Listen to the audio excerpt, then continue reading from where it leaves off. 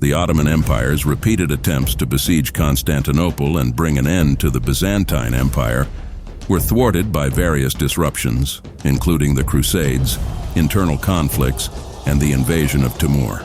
By the mid-15th century, however, the Ottomans had consolidated their territory and experienced a period of internal stability. In 1444, Sultan Murat II defeated European crusaders at the Battle of Varna, which led to a crisis in Central Europe following the death of the King of Poland and Hungary, Vladislav. Despite opposition from figures such as the Albanian Lord Skanderbeg and the Voivode of Transylvania, John Hunyadi, the Ottomans continued to expand their influence. Skanderbeg, a former Ottoman vassal, successfully repelled 3 punitive expeditions sent by Murat.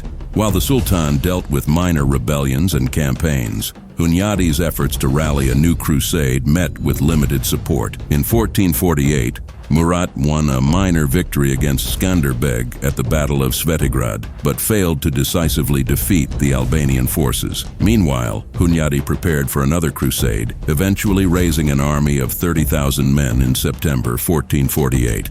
The events leading up to the First Battle of Kosovo in October are unclear, but it resulted in a significant Ottoman victory that sealed the fate of the Balkan region for centuries. Upon Murat's death in 1451, his son Mehmed II ascended to the throne, determined to conquer Constantinople. By this time, the Byzantine Empire was weakened, and its emperor, Constantinus Kiai, controlled only a small territory along the coast and paid tribute to the Ottoman Sultan. Mehmed consolidated his power in Anatolia and, after the collapse of the treaties, began preparations for the siege of Constantinople. In April 1452, Mehmed ordered the construction of Rumeli Hisari to block aid from the Black Sea.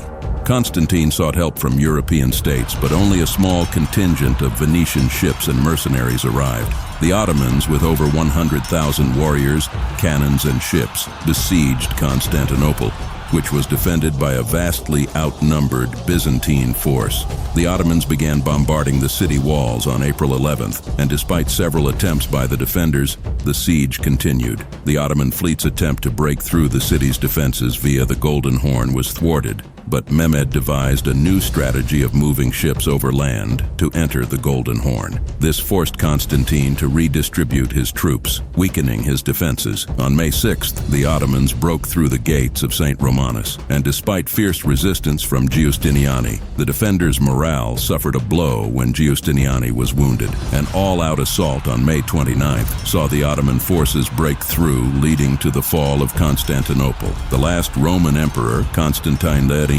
died defending the city, marking the end of the Byzantine Empire and the Middle Ages. The fall of Constantinople had profound historical implications, sparking the Renaissance, ushering in the age of exploration and colonization, and initiating centuries of conflict between European powers. The fall of Constantinople was the event that marked the end of the medieval era, sparked the next phase of the Renaissance, started the ages of discovery and colonization, and also centuries of wars between the European powers and the Ottoman Empire, the wars that we are planning to cover in the future. Thank you for watching our documentary on the fall of Constantinople.